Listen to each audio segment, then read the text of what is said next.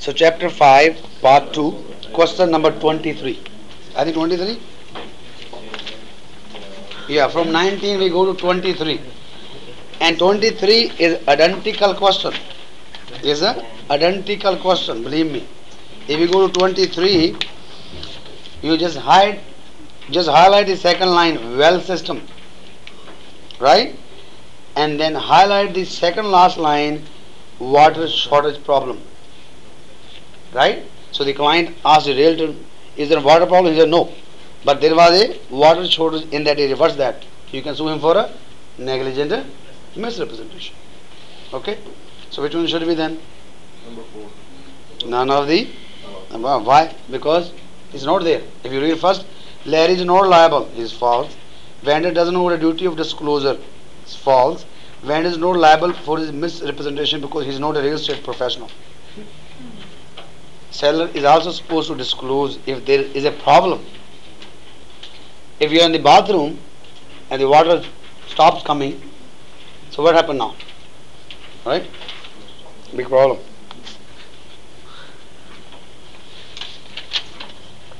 Okay? So which one should be? None of the above. Okay?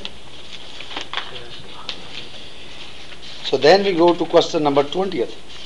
24. Also 20th. Okay. 20th, 20th? Yeah. 20. 20. And 20th. In order for a salesperson to be liable for damages caused by negligent misrepresentation or misstatement, certain fact must be proven. These include that salesperson making the statement, number 1, did so in the course of business. Is that right? Right? So when he was a realtor. So that's true.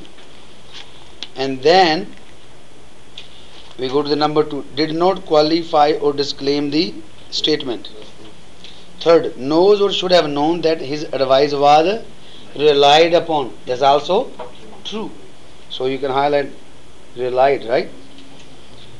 And the fourth, knows that statement was false, speaking recklessly without caring whether it's true or false. And most of us don't know what it is, right? Number 5, must have special expertise in the area on which the advice was given. That's true, right? So which one should be then? Number 2. Number 2, right? Sometimes you use the common sense too when you answer these questions, right? You know E is true, right? So if you read all the answers, what do you find the E? E you only find in one of them. 5. You understand, right? E you find only in one of them. Okay? But you need to remember those 4 statements which I told you. Number 1 was false statement. Number 2, made carelessly. Number 3, reliance. Number 4, special relationship. As a number 5, you are a salesperson. Okay? So it's number 2. And then we go back to the question number 24, I think. Yeah, 24. Okay, so 24. Which of the following could a defendant use a defense to a claim in a negligence against him? So highlight defense and a claim in negligence. If somebody sue you, what you can use as a defense? Number 1, the defendant did not intend to cause injury or damage to the plaintiff. Plaintiff means a person who sue you. Right? The defendant breached the standard of care owed to the plaintiff. The damage suffered by the plaintiff was not reasonably foreseeable. Foreseeable means predictable. Highlight. Predictable. By a person in the defendant's position. Number 4, the act of a defendant was authorized by law. Statute means law. So it's number 3. Very important question. You know, if you rear end someone, right, and in a car, so what happened? If there is a little kid in the back seat, So you can't foresee the impact. If there's a big guy like Raman, it's okay. Nothing happens to him, right? But if there's a kid, so you can't foresee. Okay? So only there's the defense you can make. So that I could not foresee the damage. Okay? I predict. So it's number third. And why you need to highlight this one, and you can also circle the negligence. I tell you why. When we're going to do a different question, you're going to lose 1 mark in the exam. Because you're going to mix this negligence with private nuisance.